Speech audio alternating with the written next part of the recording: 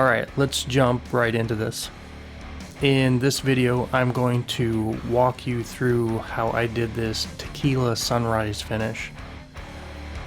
We are going to create a 5-color fade using 3 colors. I'm using red and yellow Keda Wood Dyes, Transtint black dye, and isopropyl alcohol. The mixtures are just isopropyl alcohol and dye.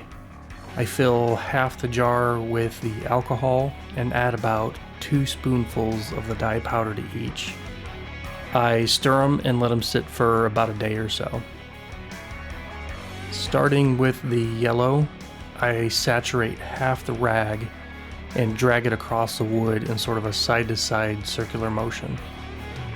I'm not pressing into the wood, that will compress the fibers. Instead, I'm letting the wood soak up the dye. The type of wood and the quality are important. This veneer is from veneersupplies.com. The quilted figure is stunning and they have a lot of great stuff on their website. I'll leave a link below if you'd like to check them out. It's not an affiliate link and they are not sponsoring this video.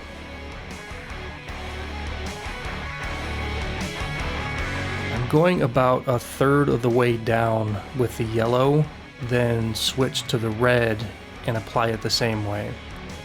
I'm keeping the rags off to the side and will be switching back and forth between them quite a bit as I start to fade the lines. The colors are pretty bold and in your face to start out with, but during the fading process they will darken up a little. It's important to be aware of that as you're moving the color around. I often get asked why it's hard to achieve a certain finish on other guitars made of, say, mahogany or alder. The answer is pretty simple. The darker the wood, the less contrast you'll have between the colors. A light color on a dark wood is going to translate to being dark, and a dark color is going to look even darker. In some cases, like when working with mahogany or walnut, the dark brown color of the wood will negate the color on top of it completely and just make it look like a slightly different hue of brown.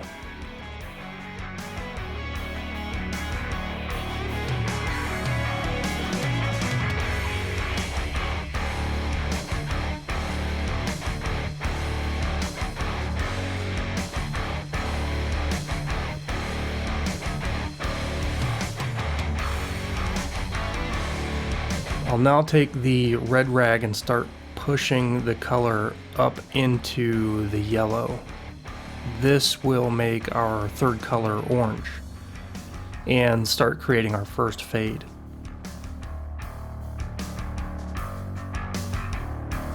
I'm not adding any more color to the rag. Most of the saturation is gone from the first application. In addition to pushing color up to the yellow, I'm also pulling some of the orange down into the red. I'll then switch to the yellow rag and pull some of the yellow down into the orange. This will also start to darken up the yellow, which is ultimately what I want.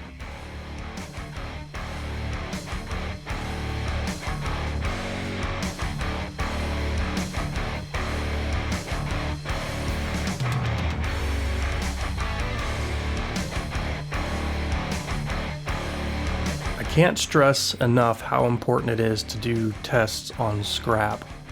Not only will that improve the results of your final finish, but it'll get you familiar with what your colors look like in all of the stages. Those being wet when it's applied, what it looks like when it's dry, and the final look when a clear coat is applied. Those references will help calibrate your eyes so that you can be more accurate in your application.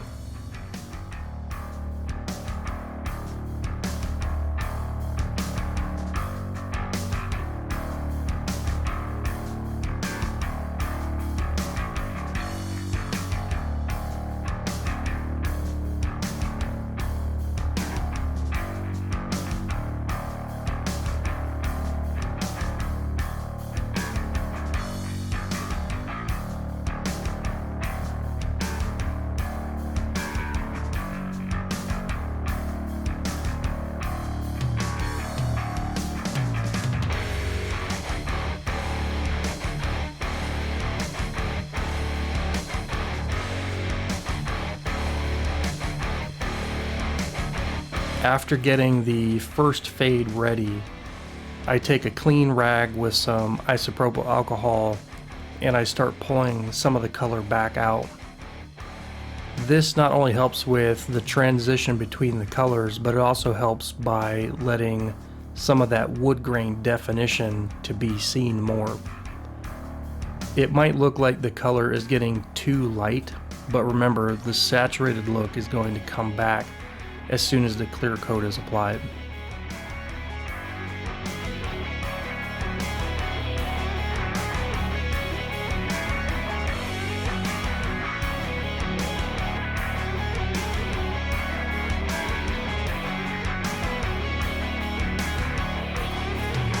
Before I start on the black, I'm going to pull a lot of the red out towards the bottom, almost until it starts to look a little pink.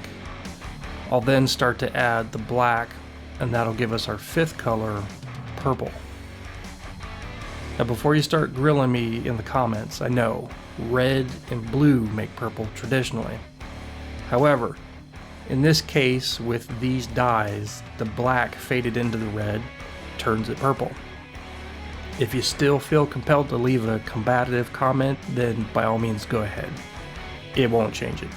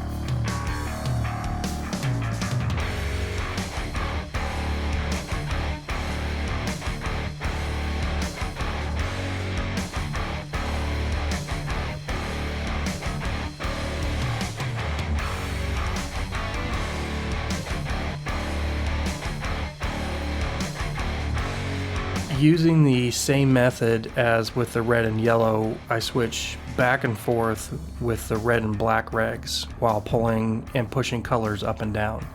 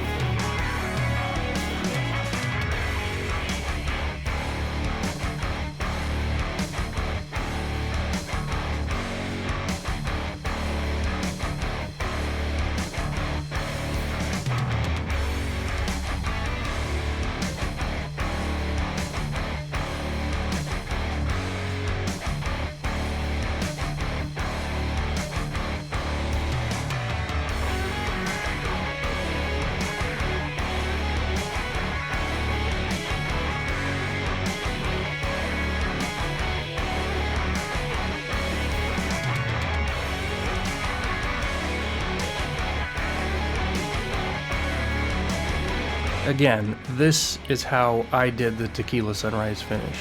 The techniques I used and talked about are made up of many different ways that I learned from watching other people.